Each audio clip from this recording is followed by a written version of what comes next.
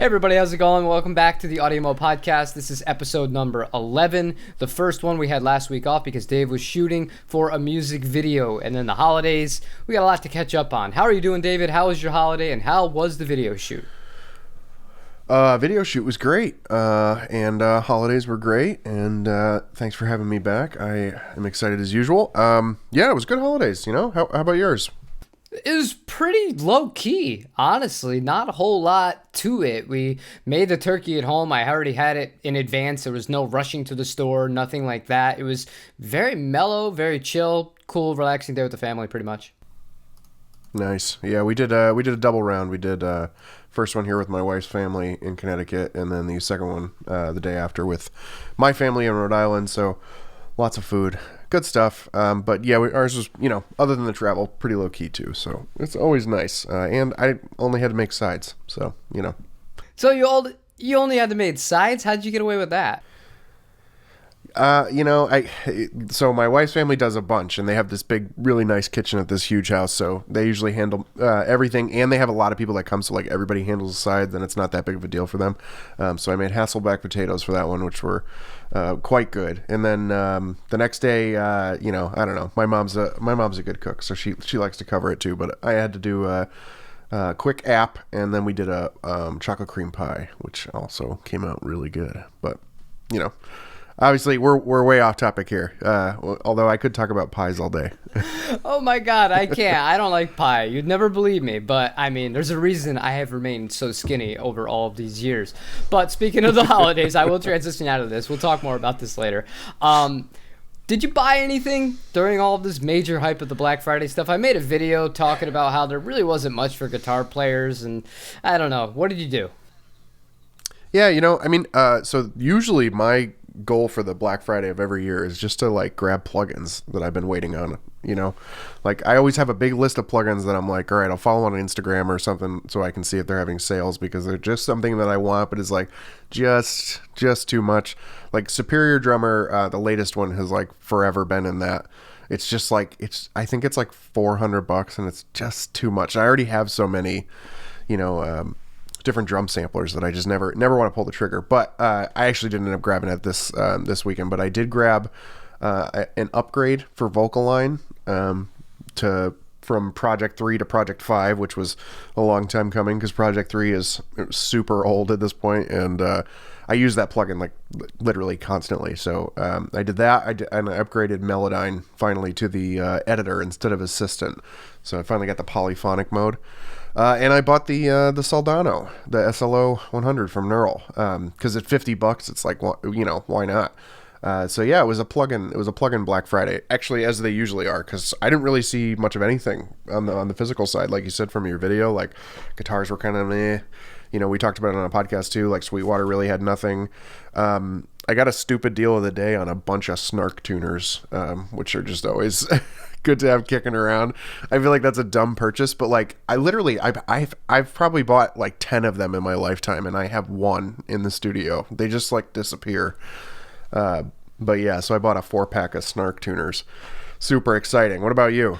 I went a similar route that you did. I bought the Corey Wong, and the Corey Wong actually ended up getting upgraded. So if you guys haven't purchased it, or if you already have it, go and update, because it's got a whole new kind of engine, they said, installed to it, and it also has the new 80s style chorus pedal added into it as well. So other than that, man, I renewed my TrueFire, because if you don't do it during Black Friday, it's $250 for the year. If you do it during Black Friday, it's $99, and it's the only time of the year it's $99. So it's like, it's worth it. And we talk about gear a lot. We talk about buying pedals, guitars, amps, all that fun stuff. At the end of the day, we got to get better as musicians, and I strongly recommend that everybody has some sort of lesson plan or lesson, routine that they follow. And TrueFire offers a lot of diversity and a lot of people that I really want to learn from. So it's a no-brainer for me. I really enjoy the service.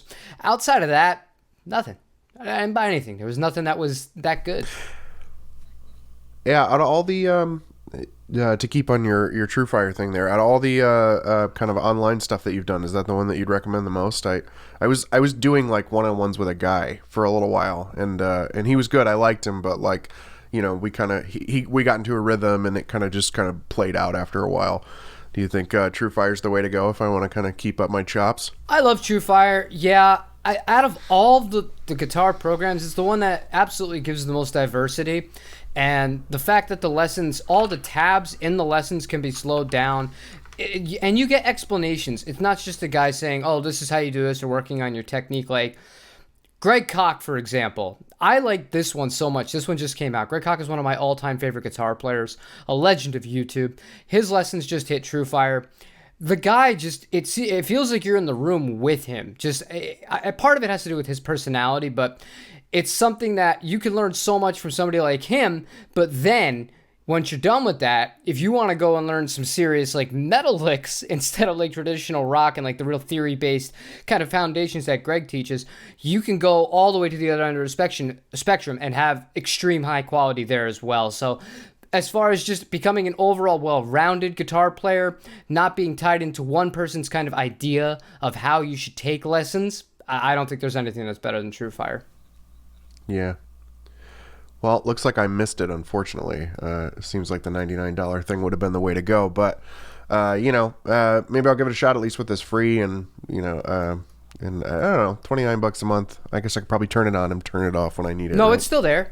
If you go to the True Fire's website and you click on look at the deals, the first thing that pops up, it'll say $99 a month for all access. All right. Yeah. Okay, cool. I'll look into it. All right, awesome. Yeah, and obviously there was a purchase, but it wasn't for Black Friday, and it was the Sire Larry Carlton H7. I know you don't watch all my videos. Nobody does. However, you said you watched this one. What did you think about it based on that? I did, yeah. So I think I kind of knew where you were going to go with it towards the end. We had sort of talked about this before. I knew you were getting it in, and you were talking about the Eastman, and we've talked about this a little bit before, but I think like I'm still at that price range. I don't really want to rip stuff off of it and put new stuff on.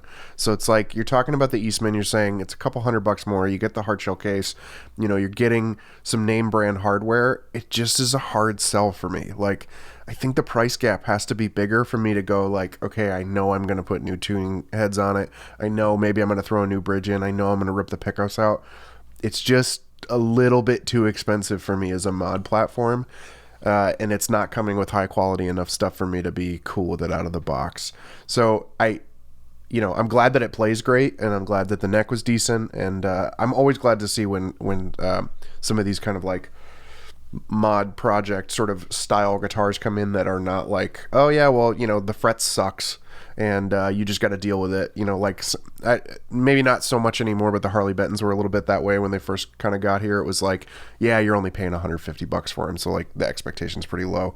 So it's good to hear that those aren't like that. But I gotta say, like, if it was me, yeah, I'd probably go towards something like the Eastman. It's just not worth it at the price point that it's at for me. I hate to say this, but I agree with you, and I have to point something out that I didn't do that I did on the last unboxing, and that was really check the frets to see how level they were. I bought the Fret Guru, which I use as a fret rocker, and after I was done, and I go through and I bounce everything out of Pro Tools, and I'm listening back to it, I'm like, I hear a weird frequency, like on the high E string. I'm like, something's not right with this. I checked the frets. The second fret is way off.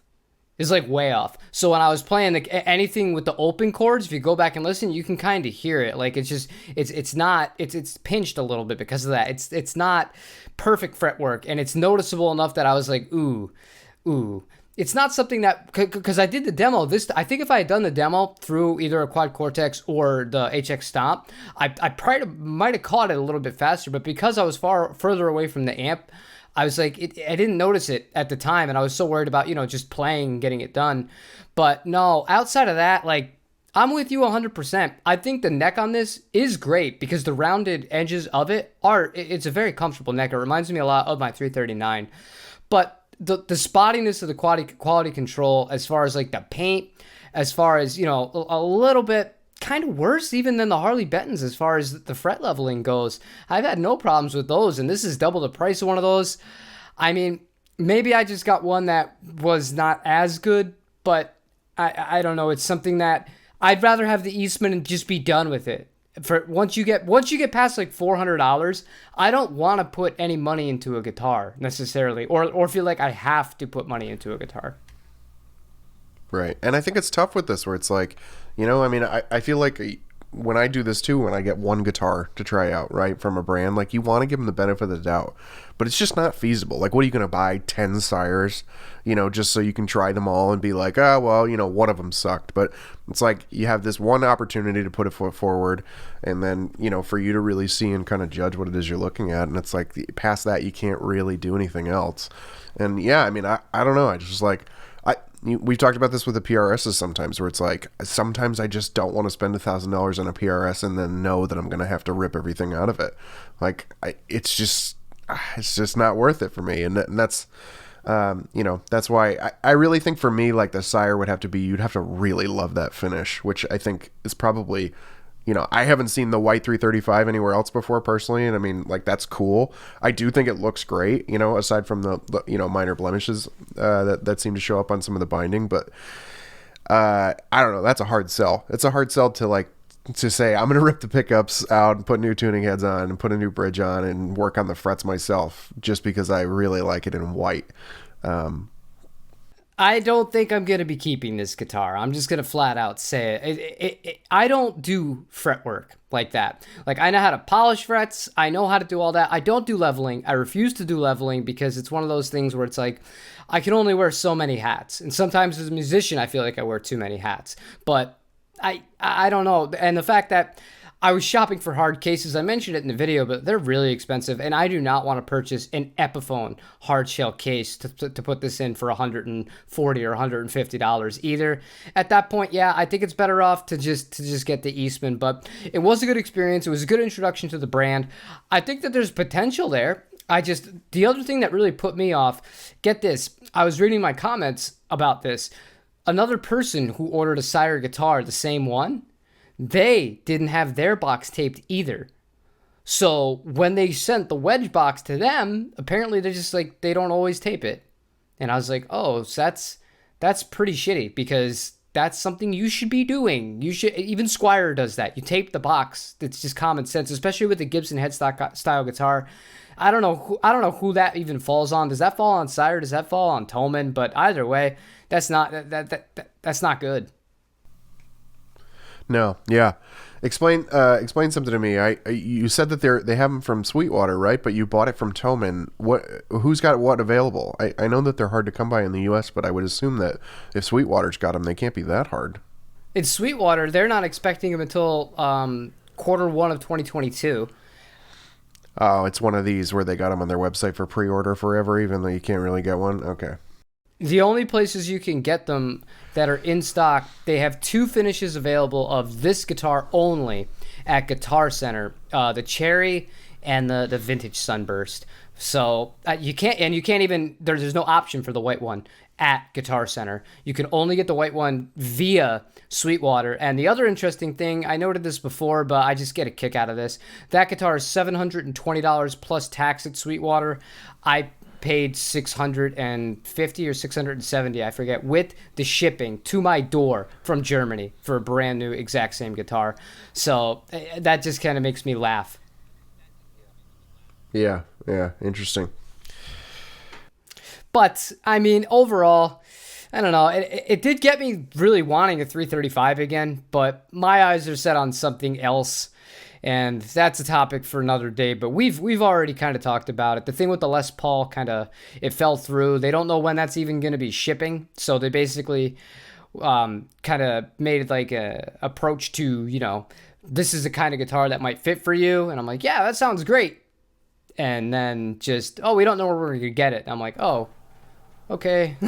So I guess we'll talk later. Cool. Nice. See ya. It was the Classic Light. Yeah. So I don't know.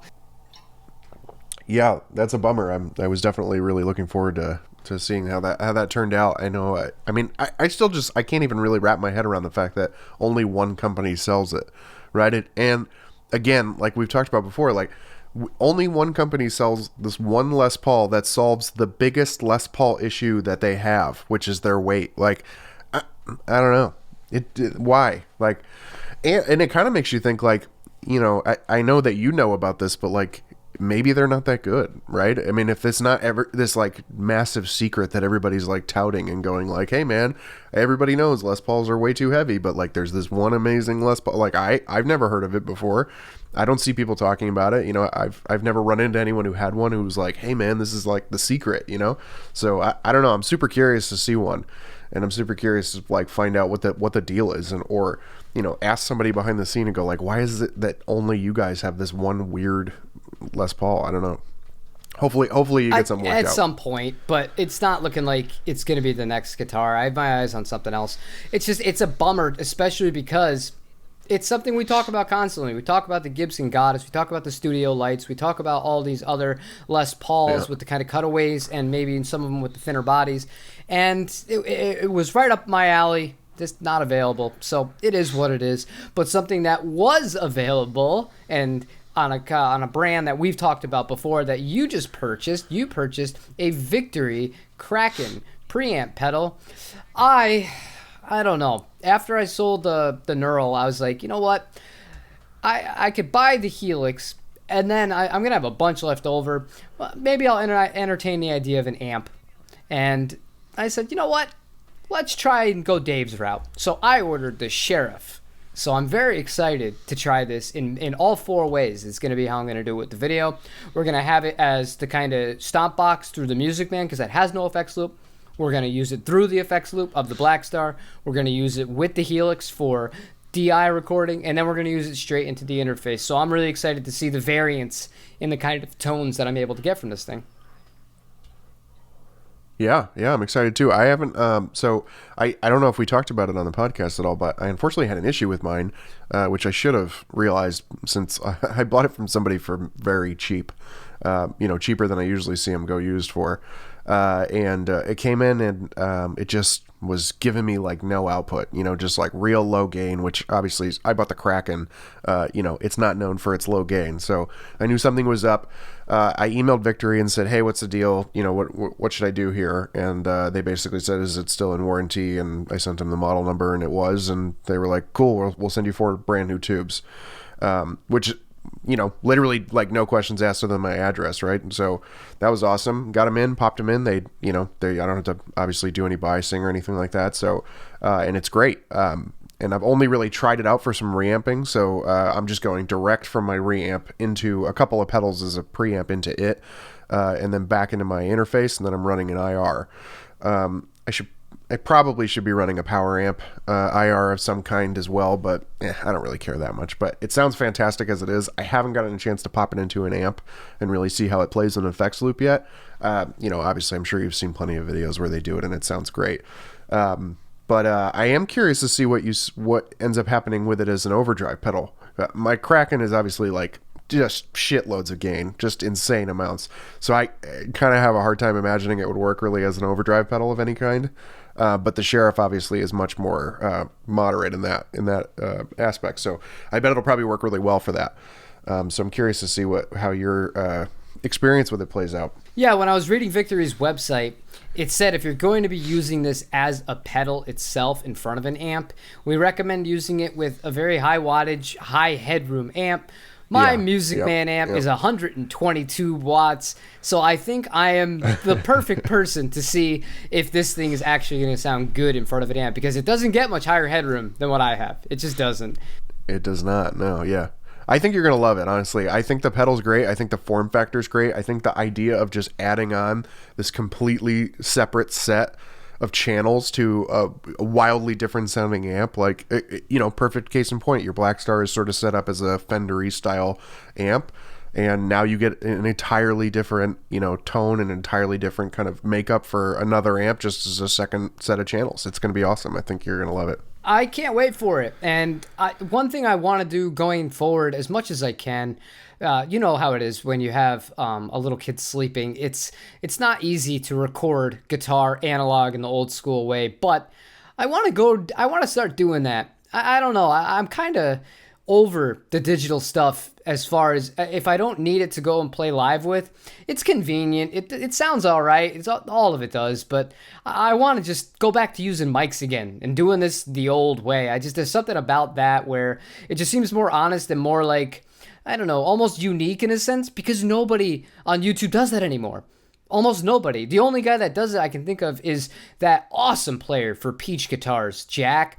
That guy, he's always has something mic'd up. It's almost never digital when he does his demos for Peach Guitars, and it's to die for tone. And I really want something similar like that as far as, not playing like him. He's a much better guitarist than I am. But, as far as the analog aspect of it, I think it provides something unique. Yeah, it's tough. It's like, I watch all the Ola England videos, and he always mics his cabs too. That being said, he's got an entire wall filled with like Mesa oversized cabs and things like that, right? So I'm with you, and I will say that 100% I try to run tube heads all the time.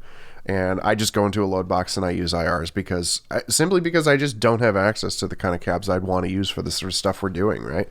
And I have a really great EVH 212 cab with vintage 30s, and I have a little Harley Benton 112 cab with a vintage 30 that's an open back.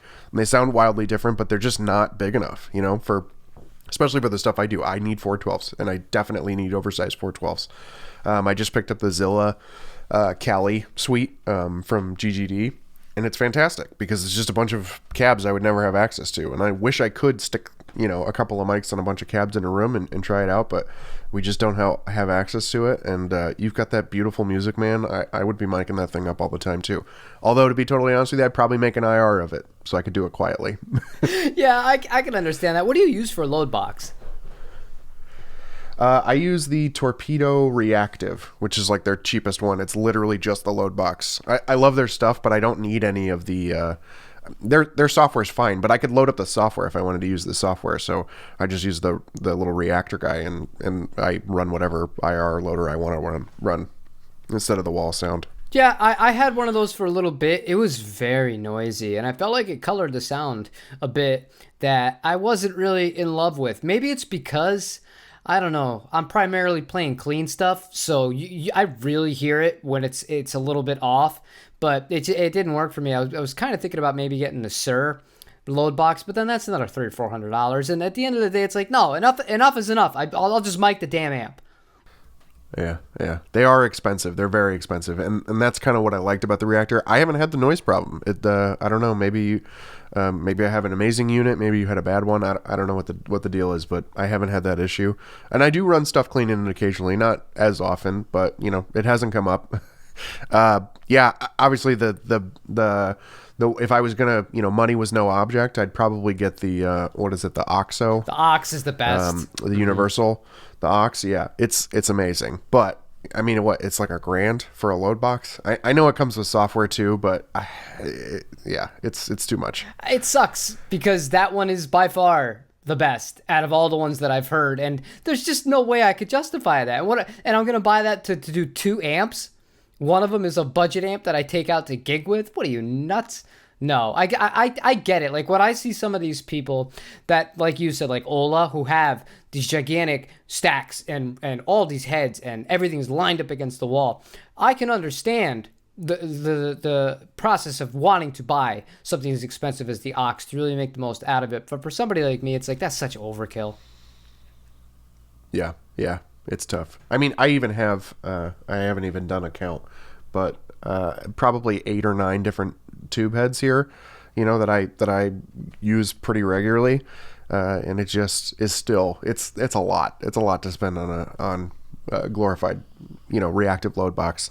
I think I would probably go with the Sewer or the, let's see, it was like, there's a Rock Breaker. There's another one that's pretty popular. It's kind of at the same price point as the Sewer, probably around like $500 or $600. And I think that'd probably be the better way to go. Like if I really, really wanted to, make sure it was super clean and super pristine.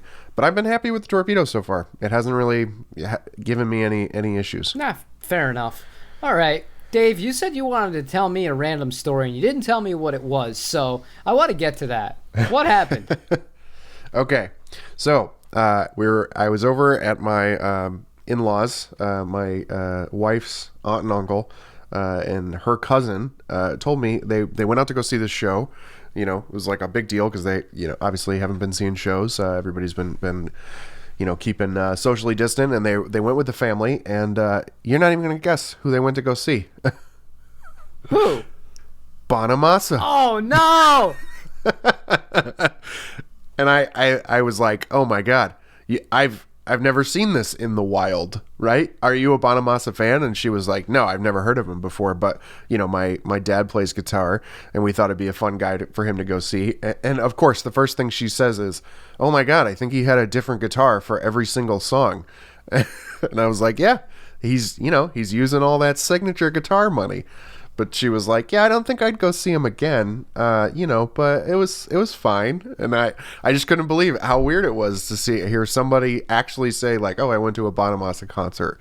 And, like, I've literally never heard that before in my life. That's really funny you say that, because I saw somebody pop up on my Instagram feed that I haven't talked to in years, that I grew up with in New York, and they posted a picture last week of them seeing Bonamassa, and I was like, what?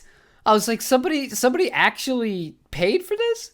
And I was like, okay. I'm like, whatever. I mean, we shit on the guy a lot because of, you know, the kind of way he carries himself, and because of, you know, yeah, and the blatant whoring. Yeah, it almost has to be respected how big of a whore that guy is. But I mean, at the end of the day, the guy can play if you're into that kind of music. Yeah. So I don't know. That's really weird that you said that the same week that I saw somebody else do that, because prior to that, I had never heard of anybody going to see Joe Bonamassa that I knew in real life. Yeah, I mean, I guess, you know, maybe the signature guitars aren't enough to keep up with his wild guitar collection. He's got to also tour as well, and somebody's buying tickets, I guess. I don't know. The worst is I actually get emails, because I'm signed up for all the local events here. Joe Bonamassa is coming right down the street, I think, in a week and a half. And it just keeps saying, like, are you buying your Joe Bonamassa tickets? Because the algorithm knows I play guitar. And I want to respond to the robot, like, leave me alone. Like, don't ever message me about this person or this performer ever again. Give me the rest of them. Let me know when Salt and Peppa are back before you let me know about Joe Bonamassa. Right. Yeah, I'll only buy a ticket if I get a ticket for my lawn gnome. I want a guitar. Yeah. I would need a Gibson to convince me to go and watch a live performance. And not one of his signatures. No, real Gibson. You know what they'd end up giving me? A Slash. Yeah. Because they got them, you know, sitting back in the warehouse. There's like, we can't give them away. No, you know what? That's funny you say that. No, they don't do that great. Those are some of the only Gibsons that are always in stock at Sweetwater are the Slash models. That's true. That's interesting. I really, so I think we talked about this a couple weeks ago when we were talking about some podcast topics, right? Like, I think I saw, you know, some random Phil McKnight video where he was saying, like, that Petrucci's model was the best selling model or whatever, and I was like, that's super interesting. Like, I tried to find the article backing that up, and I don't think it exists, or at least a good 20 minutes of Googling around, I couldn't find anything about it. I think maybe he was just saying it to say something to Petrucci in an interview, but I want the numbers. Like, I want to know what, you know, like, even just vaguely, right? Like, what does slapping somebody's name on a guitar do in terms of numbers? Like, if you were, like, specifically with a Bonamassa, right? Like, let's say they're going to release that guitar anyway, and then they just go, okay, here's a Bonamassa edition. Like, what can they expect in terms of numbers for that to add on to a guitar that they were probably already going to list anyway, right? Like, I don't know. It just seems so interesting to me. And then the fact that I couldn't find any real numbers on, like, who the best selling signatures of all time were. Every single article I saw was completely different. Like, not like, you know, one would start off with like a Van Halen, and the other one would start off with a Slash, and then the next one would be like Clapton's, you know. And I'm like, when have you seen a Clapton signature Fender in the last, like, I don't know, 10, 20 years? I've never seen one. I can't even think of one. How does he have the best selling Fender of all time? That doesn't make any sense, you know? Well, you're not a Strat guy. I see those all the time.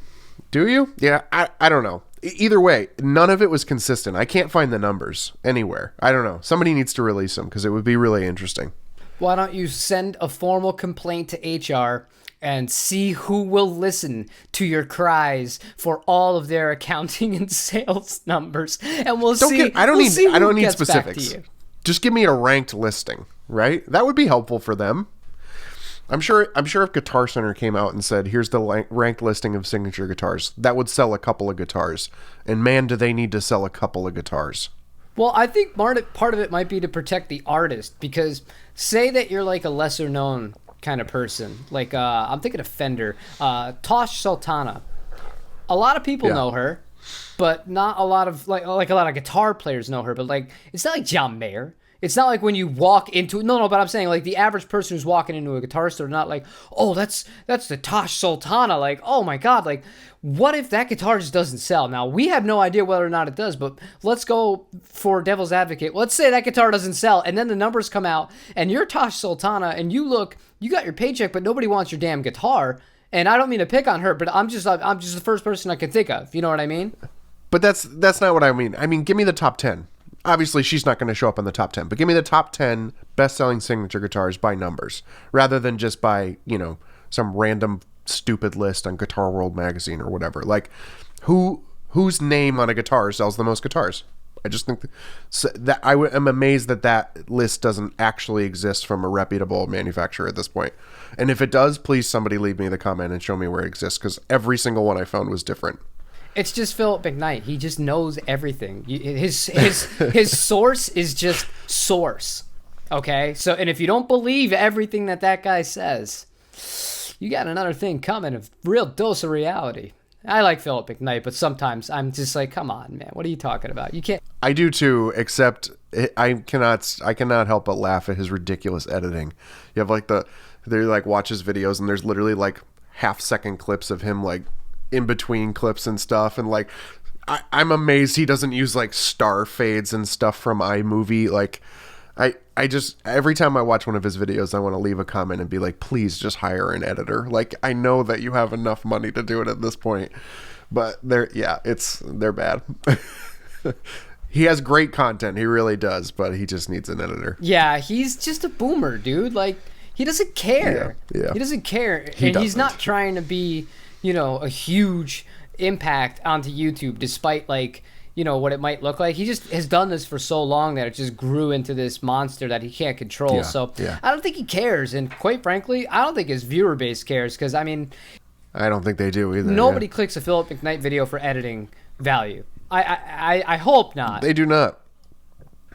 I think, and I'm sure you'll see this as the channel grows. Like, it's interesting to me what types of channels do this crossover. Like, I'm a big tech YouTuber watcher as well, right? And guys like MKBHD, right? Like, he's just as much a filmmaker as he is a tech reviewer. Like, you watch those videos and they're amazing, right? They have a robot arm camera and they're doing these crazy shots around phones and stuff that are moving in air over magnets and shit. And it's incredible, right? But you get into the guitar world and you get into some big guys and nobody really cares that much. But it's weird that in the tech space that it's super important. And there are other types of channels where the video quality and the kind of the cinematography of it is super important. Could Phil McKnight be the MKBHD of guitar reviews if he was doing cinematic, amazing editing? Probably not. But, it's an interesting idea to be where's the line where people give a shit or not? You know what I mean? Because you would think the audio would be the best thing, but even that's not really the case all the time too, right? Sometimes you watch some of the bigger guitar guys and you're yeah, the tone's fine. I get what you're going for. But, I don't know. It's weird that this is there are certain types of channels where people don't care about the quality.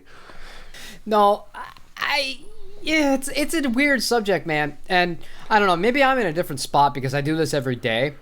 I don't care. I know it looks like, obviously, I don't have little huh and hus anymore in my videos. I actually cringed. I rewatched an old one. Had to have been one of my first 10, and it was just like you said. Oh, it was a disaster. But as I figured it out, it's not hard to just at least have clean cuts. But as far as like other kind of on top production, the only channel I can think of that does a pretty good job of making it a little bit more interesting as far as like from an art form of the video itself is Guitarist. They're like the actual channel, Guitarist. They do a good job with their stuff, and it makes it much more professional looking, in my opinion. But it's time, it's investment in cameras, it's investment in all these devices to move the cameras, the rollers, the sliders. And dude, I can, some days, it is a miracle I set up a tripod. So it ain't happening anytime soon, and I don't make any money on this. Like, I'm pennies on the dollar. I get it. I just, and honestly, I don't think it's so much about like getting to that level as it is like, it's more avoiding the small things, right? Like Phil's bad editing is a thing that makes it. So sometimes I'm like, whatever. And I don't watch a video. I also watch a lot of like woodworking videos too. There's a guy I watch who all of his shots are like him looking down into the camera, right? And he's like over the camera in like very uncomfortable ways. And I just want to sit him down and like put him in a chair and be like, this is what it feels like to watch one of your videos, and like get right up in his face. Because it's the kind of thing that I'll watch a video and I'll be like, ugh, this is bothering me. And then I'll stop watching it. Or maybe it's not even that blatant and it's just like kind of a little annoying. And then suddenly you're like, I just don't want to watch this guy anymore because he's just bugging me, like. And so I think as long as you can avoid those, you're fine. But like sometimes that stuff's hard to understand, like that you're even doing if this isn't like the space you're coming from, But so yeah, I think you're right. Like there's probably diminishing returns, right? Like you don't have to go out and go buy, Blackmagic 4K cameras or anything and start shooting all your shit, with quasar beam lights and all that kind of shit, right?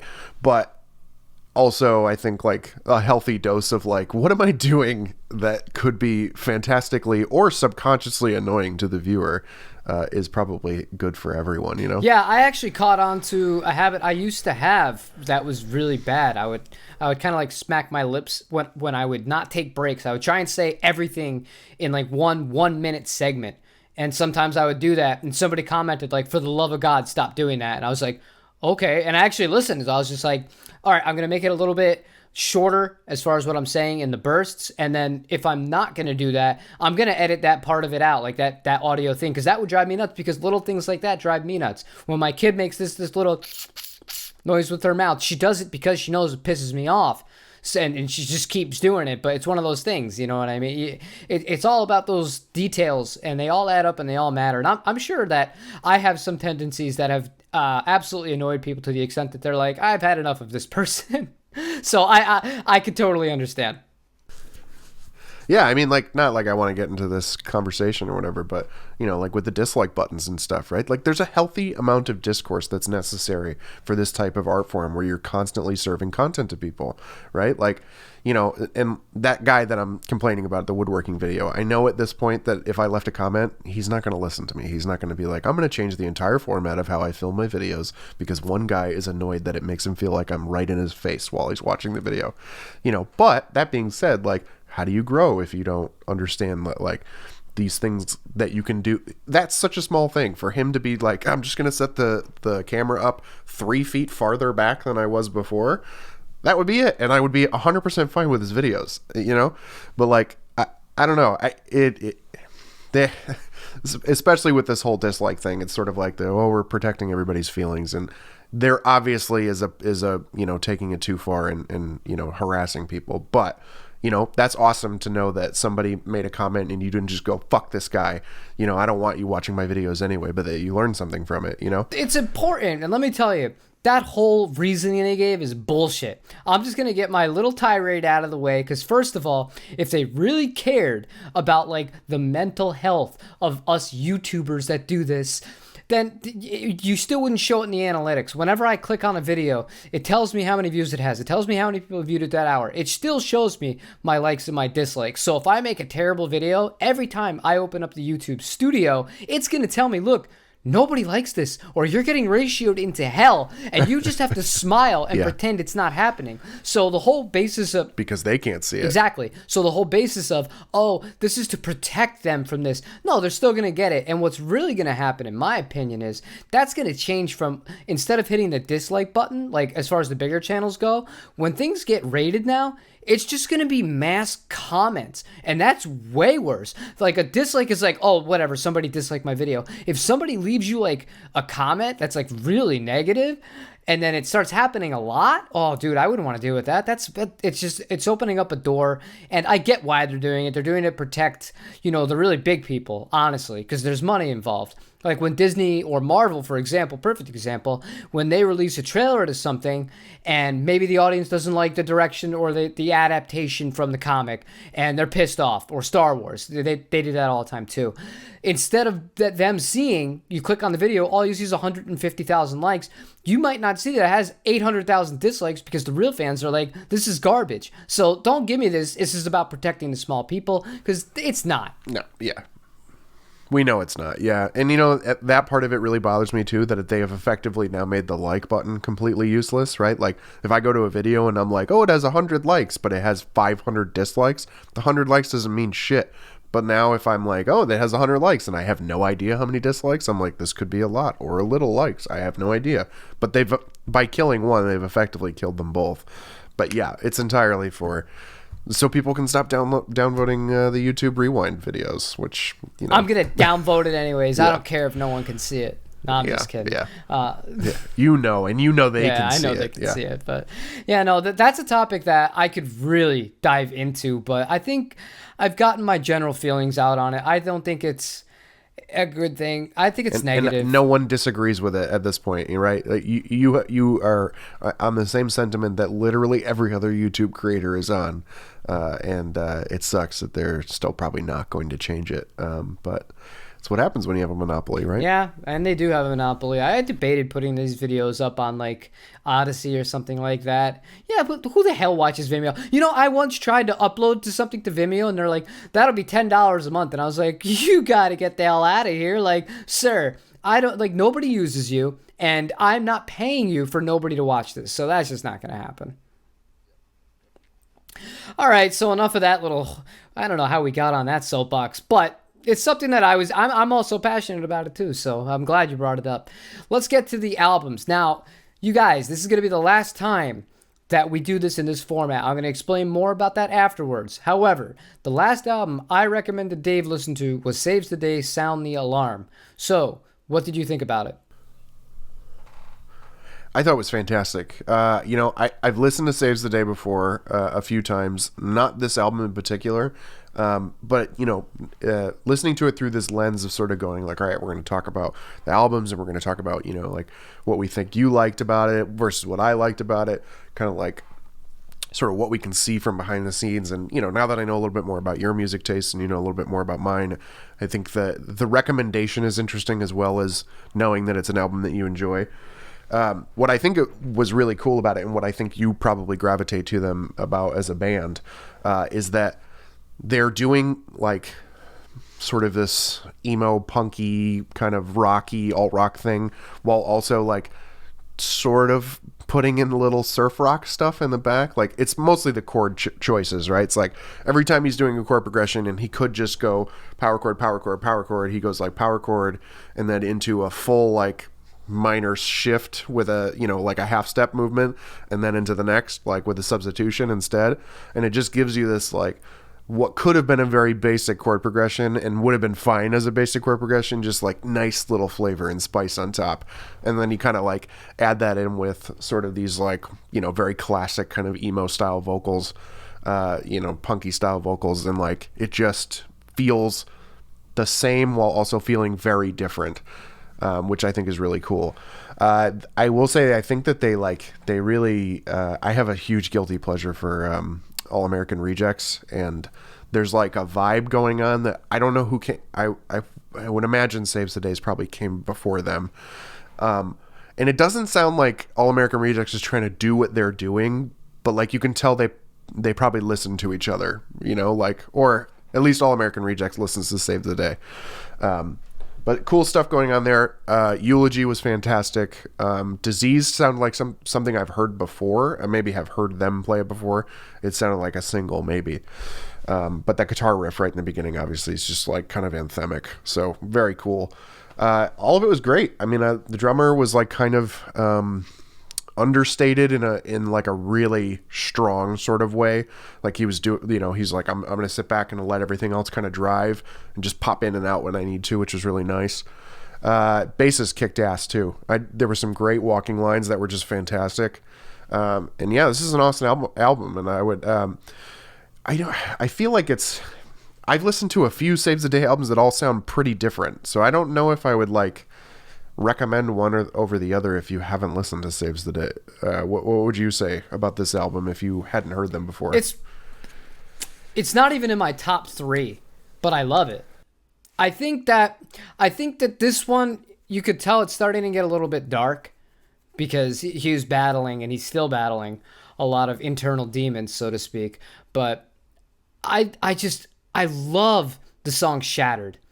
That when that bass comes in and then the drums come in, it's just like, oh. And instead of just coming in with a big power chord, like you said, it's this kind of really eerie kind of like guitar thing going on in the background very subtly. And it's just like, oh, I'm like, this is so good.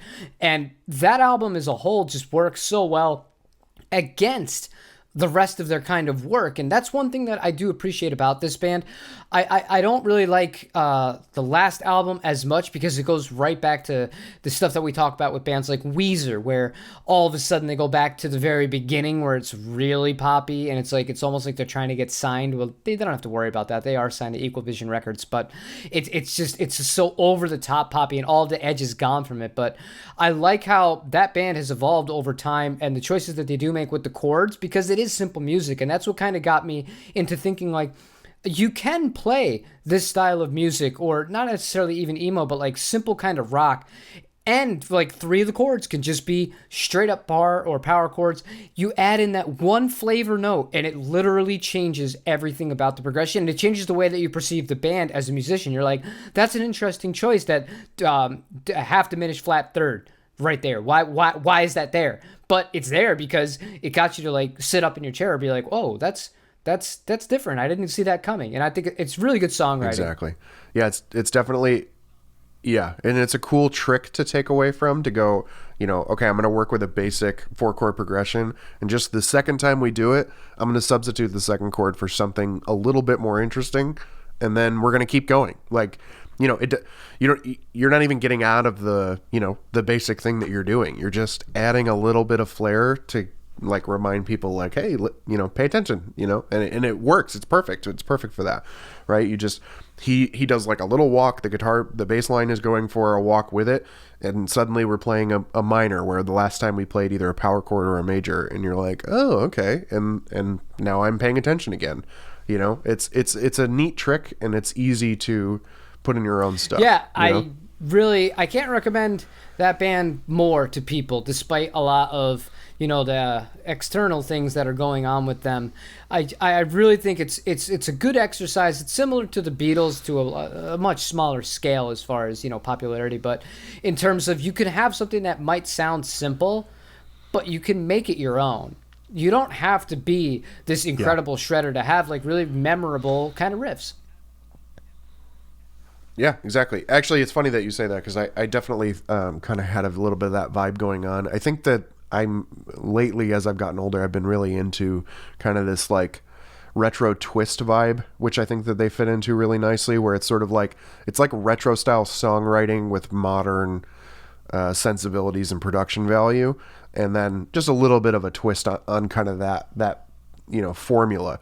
But it works for a reason, right? Like, and at the end of the day, like, if you can present old familiar feeling things in a new way, like, your barrier to entry is so much easier, right? And it's something that we aspire to do, my band, all the time, where it's like, okay, I play a riff that I really like, and then I go, okay, I've heard this before, but like, what is it trying to do, and then what can I twist about it, right? So maybe we'll play a riff that feels like it's something familiar, but I'll play it in 5 instead, right? To really like kind of get it moving in a different way or something like that, right? And then it's like, now I'm not just playing in 5 for the sake of playing in 5, but I'm giving you something that you feel like you've heard before, but I'm doing it in a new way so that you go, hey, I feel comfortable here, but I'm also paying attention to what's going on because it's a little bit different. And I think that they do this really well with kind of their sound with the songwriting. Like, combine those two things are familiar, but being presented in a different way.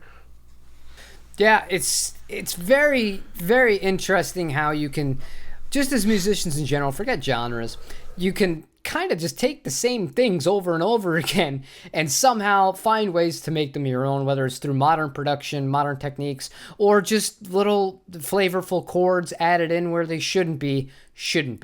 And I don't know, I think it's a good lesson and a good thing to take away from it. Now, you gave me an album, and you actually leading me into this really well. You gave me Arcane Roots and the Melancholy of something. Melancholy of Hyms. Yep. Melancholy of Hyms. Yeah. I get the memory of Goldfish. Okay. So the first thing I want to ask you before I get into this, you said this is the most recent album. I'm taking a guess here. Are the ones before this just more straight rock? Yes. Okay.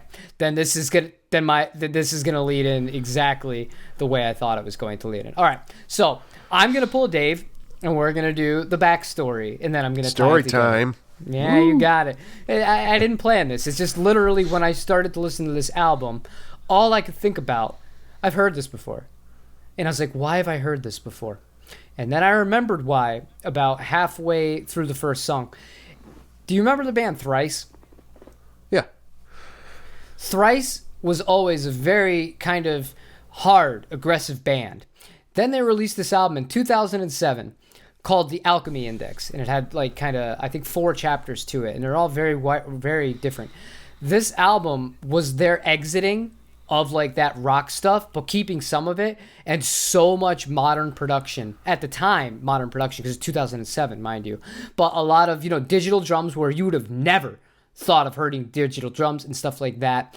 And this album really feels like an updated version of a band that went through that exact same kind of transition. Because you could hear it. Like when the actual band comes in and they start to rock, I'm like, oh, this is a rock band. This is like a concept album for them. That's what it felt like to me, like as the listener. Like I can kind of tell this isn't like where they started, so to speak. You know what I mean? Yeah. So going into the actual record itself, it starts off very slow, but very dramatic. And that's kind of the thing that drew me into it, because I'm like, all right, it's like, it feels like there's so much happening. It feels like this is a very serious record. It doesn't feel like something that you casually throw on in the background. This feels like something that you put these on, you have nothing else bothering you, and you just listen to it. You know what I mean?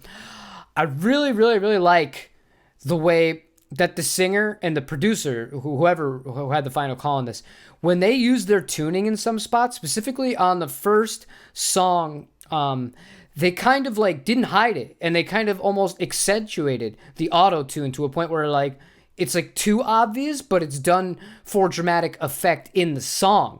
And I was like, that's a very interesting choice for this style of music. And just that kind of set me up for the whole rest of the record. The way that the synths kind of always played the same kind of refrain throughout the majority of the songs. I got a real mix of that Thrice album and a lot of kind of Muse influences in the way that he sings, especially because he does a lot of that falsetto stuff in the middle of songs where you wouldn't necessarily think it unless you were listening to Muse. So those are two bands that I really like. So the fact that it all got mixed together and the production is just so modern and so much more than the music that I typically listen to, there's a lot to catch. There's a lot of things like going on in the background. This is one of those albums where I liked it, but I have to listen to it a bunch of times because I there's no way I caught everything. There's a lot to it. Yeah. I think I would be curious to hear what your thoughts are on the earlier albums, because I love this album. It's not my favorite album by them, because the other ones are very rock heavy and they're very prog heavy and they're very riffy and very intense. But what I think is cool about this album in particular, and why I wanted you to listen to it, was obviously because, like I said before, Andrew, the singer and guitar player, he produced our last record. And what I think they did really well on this was that he just went like, okay, the last couple of records are just like, lots of me experimenting on guitar and cool writing and all sorts of, neat things going on. Like, what if I literally just boil it down to the most important things and then just amp that up to, 12 or 13, right? And there's so many moments on this record where it's just like huge production into like massive riff, and you're just like, it's just this wall of sound, and the whole thing feels like it's been building, and you finally get there, and it's this just explosion, and it's super cool, and it's super awesome, and he really kind of did that with us too, and sort of said like, cool, you guys have all this stuff going on, there's cool writing here, there's cool riffs or whatever, but like really what's the important stuff, and how do we make sure that when you get to that important stuff, like we've earned it, you know? And it's just, I think it's just a cool way to kind of sit back and look at writing from this perspective, where you're going like, okay, we can sit back, we can play riffs, we can noodle around on stuff, we can fuck around with time signatures, we can, you know, we can impress you, but like, why are we doing it? And when we get there, have we like paid for it? You know what I mean? And it's cool stuff. And man, I think this album was like really out of left field for me when I heard it the first time, especially compared to their other stuff, because the production is really heavy on this album, whereas the other albums are just the three of them in a room, you know, rocking hard and kicking ass. And like, this is more thoughtful and cinematic, and but it's, you know, it's something that we needed to do, and that's why I thought it was cool that we could watch them do it. And then, you know, then when we got to work with him, and he was sort of like, you know, we didn't lean this heavy into production on our album, but the sentiment is there, I think, and it was cool to see this progression happen in both places.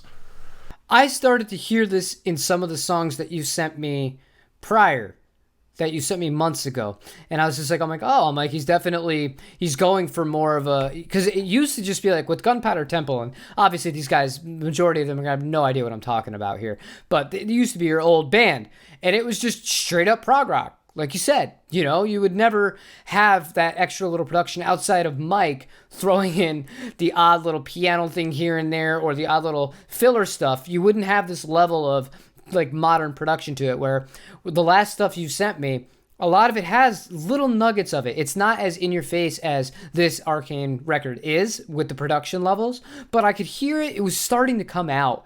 And now that you say that you're working with him and he did a great job on the record, I'm like, yeah, the timeline of what you're doing makes sense. And for what you're going for, it's like, okay, I've written enough like songs. I want to tell a story. Like, and I think the word, I used dramatic earlier. I think you used a better word when you were just doing your little talk there. I think cinematic is a much better kind of way to describe it, because it does come across as like, you know, you're really hitting your peaks and valleys. It is more like a storyteller thing instead of just like, you know, like normal typical rock songs. And there's nothing wrong with either of those kinds of techniques or those ways of going about it. You have to nail it. If you're going to do what this band did, you have to nail it. Otherwise, it's just going to come across as very synthetic. And there was a few times where the drums in particular, when they weren't the real drums, it felt really synthetic. It sounded like I was listening to modern metric. That was the only thing I really didn't care for on this record. And it didn't happen often, but I noticed it when it did happen a few times. But as a whole, I'm like, it's just crazy how far production has come, man. To think that like rock bands are sounding like this with like almost like orchestral arrangements around it. It's just a wild evolution of music, but it's necessary. Like you said, we can't just keep playing the same things with just Marshall amp, Les Paul, whatever, over and over and over again. As much as I love that stuff, it is good to, you know, add a little bit of flavor to your stuff. For sure. Yeah. Well, I'm glad you enjoyed it. Like I said, I think it would be super interesting to hear your opinions on the other albums. So if you get a chance, listen to one of the earlier ones, and I think you'll be surprised at kind of like how different it is, while also being like, oh, okay, I get, you know, why we got where we got, you know. I don't think I'm gonna be surprised, because I immediately thought of Thrice.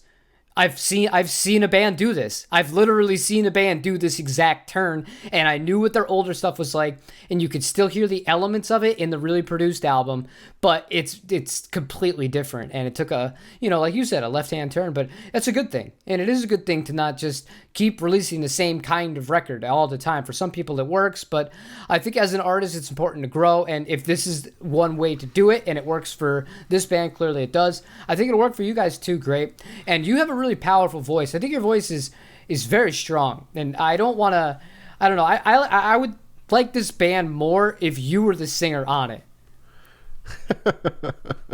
Well, I won't let Andrew know, but no, it sounds weird, and it's nothing against him, but like I feel like you have more like bottom end to your voice for the majority of when you're singing. So like I'm really excited now to hear the finished product of your guys' stuff if it has a little bit more of these kinds of tools and techniques in it, because I think you did a great job. I think the production was great as a whole, and you could still hear the roots of the real rock stuff, but it was eye-opening, to say the least. It was one of those things where I started listening on the AirPod, and I was just like, I can't listen to this record on the AirPods. I can't do it. Like, I have to actually listen to this record. Yeah, this is when when I'm in the mood, I sit down and I throw the vinyl of this on, and I have a little area with 2 chairs and the vinyl player, and it's like my reading area, and I'll read comics or books or whatever, and I put this on and just chill, and you have to take it in. It's a lot from a soundscape only perspective, right? If you like you said, just trying to pay attention to stuff, there's so much going on. There's so many sounds. There's so many things kind of vying for your attention in a good way, that it's definitely worth paying attention to, and not if you're looking for something to throw on in the background and catch some cool hooks. This isn't going to be it. Yeah. Nope. Overall, though, yeah, like I said, I just want to talk more about your album, but obviously it's not out yet, so we're gonna have to wait on that. How much longer do we have on this? On the album, it's gonna be a while. So we're still slowly shooting music video. We are very slowly making it through recording. 2 of us have kids. All 3 of us have full-time jobs. It doesn't move fast. But maybe we can do some sneak peeks over here. All right, yeah. Anything would be good so that people can kind of hear your music, and I'm sure Ian will absolutely love your band, because you two are like 2 peas in a pod, except he's in a very different part of the world. However, now that we've done this, that's the last time we're going to be doing it like this. We have an exciting new format. Me and Dave were talking about trying to find bands that we've never heard of, and Dave actually came up with a pretty good idea, and it regards using Bandcamp, and I'm going to let him kind of explain it, because I feel like since he came up with it, he should be the one that kind of processes it with you guys. Yeah, so I think we're going to wing it a little bit, but I think what we want to do, at least for the start, is to keep ourselves to some sort of, kind of box a little bit, right? Just so that we have something to stay consistent on. But essentially what we're going to do is we're going to pick a location, and we're going to kind of look through certain genres, hopefully genres that we're maybe not so familiar with, or are not our kind of main go-tos, and look for bands that we can find that have put out something at least within the last year. And the goal is eventually, to kind of listen to these albums and hopefully talk to some of these artists, and, really sort of, see what the process is for these other people and for these other bands, and reach out to, indie bands that want to talk about their stuff that don't get the platform to do it. And for us to sort of be able to say, here's other ways of thinking about, recording and writing and playing, and branch out into these other places. But so for the moment, I think I'm going to start with Detroit, because I lived there for a year and the music scene was incredible, and it's something that I feel like I didn't get to explore enough of when I was there. So I'm going to use the opportunity to kind of explore the scene now as much as possible. Jim, where are you going to start with, you think? I'm going to go back to sunny San Diego, California, which is actually not really that well known for its music scene. I know a bunch of bands from there, but I'm going to purposely try and not pick anything that I know and go from there. Cool. All right, so I think next week we're going to have 1 record a piece that we choose.